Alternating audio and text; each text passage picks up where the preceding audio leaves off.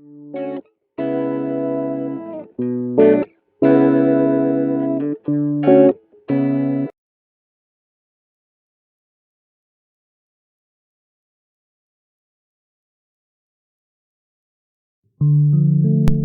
you know Pennsylvania had its own Hollywood in the form of 340-acre Betzwood Studio?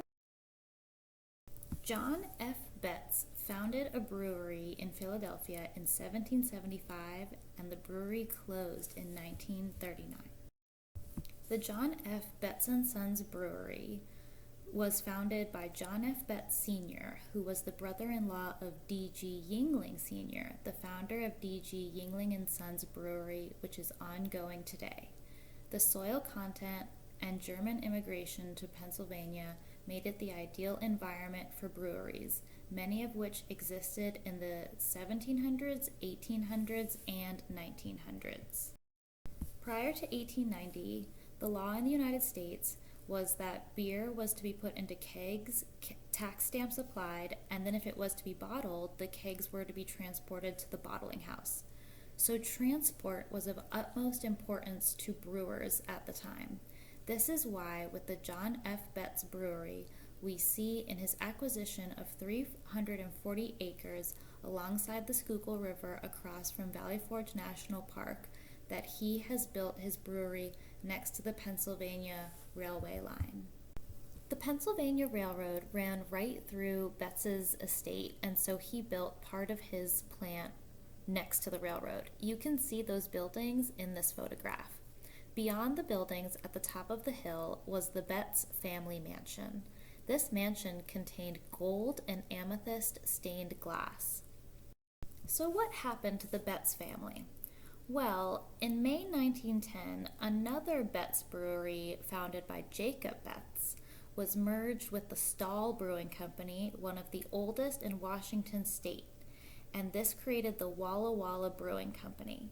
Both breweries remained in Walla Walla, Washington for years, and the Betz family, the Jacob Betz side, took a trip to Europe for an unknown period of time.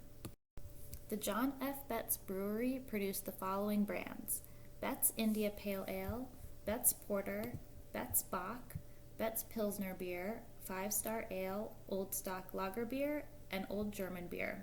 All of these brands would be defunct by 1935, 1937, and 1939. The next owner of the 340-acre Betzwood estate was a successful ophthalmologist, Siegmund Lubin. Lubin was born in Germany in 1851 and embarked on a successful career of ophthalmology, which his father also had. He went to Heidelberg University in Germany, attaining his ophthalmology degree, and traveled to the United States after his brother Joseph. Lubin's first idea for making money in the United States on his first sojourn in 1868 was selling trinkets to Native Americans. You can imagine this didn't go very well. He returned to Germany, studied more in the field of eye care, and returned to the United States, peddling around the country, manufacturing and selling personalized eyeglasses. In 1876, Lubin was able to open an optometry shop in Philadelphia, and this expanded to multiple buildings on Arch Street in Philly. Lubin loved technology, and he was especially interested in the film world and the works done by Thomas Edison. He started buying movie theaters, and a chain of theaters owned by Lubin came to exist in the early 1900s. Pictured is a Lubin theater in Baltimore, Maryland today. Pictured is Lubin's cineograph, which was mass-produced in 1896 for the use in projectors. Bausch & Lomb of Rochester, New York, manufactured the lenses. This cineograph was shown at the 1901 Pan American Exposition, and its popularity took off from there. Its use in movie theaters enabled pictures to be shown on a larger screen, and Lubin used this success to buy over 100 theaters on the East Coast. Lubin was interested in the audio component of film as well. Pictured is his film reproducing room on Betzwood Studios, which would copy and produce coils and coils of film. This was not entirely legal at the time, but the copyright law was not clear around film, and so Lubin was able to get away with copying and reproducing film from other directors and companies for years. Lubin's own films, the first of which was a horse eating hay, can be identified by their Liberty Bell symbol. The Betzwood estate, which became Lubin's home in 1912, was transformed by Lubin and his son-in-law, Ira Lowry, into a full-fledged movie studio. Even prior to Lubin's conversion of Betzwood estate, Betz himself was interested in motion pictures, and the Betz family home was the site of various films. The Fountain of Youth was made in the Betz family conservatory in 1911, for example. There are stories of Lubin asking to use the Betz family mansion before he bought Betzwood, so I'm not sure what his relationship was like with the Betz family heirs at the time. The Lubin Film Company made over 1,000 moving pictures from 1910 to 1917. The most popular picture Lubin made were westerns.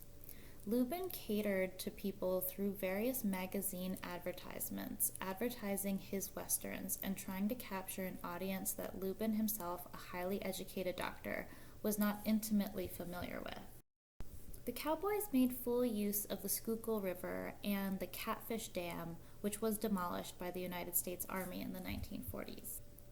Lubin's westerns include 1919's High Pockets, a feature cowboy film with Louis Bennison, Betzwood's primary western star, and The Skipper's Narrow Escape in 1920. The films were popular in the region, and years after the studios closed, master negatives were found in their original cans in a garage in Norristown. At the southeastern corner of Betzwood Studios stood the boathouse. The Alexis Club Boathouse, as it was named when it stood on the Betzwood family estate, was a very pleasant spot and had apartments in it.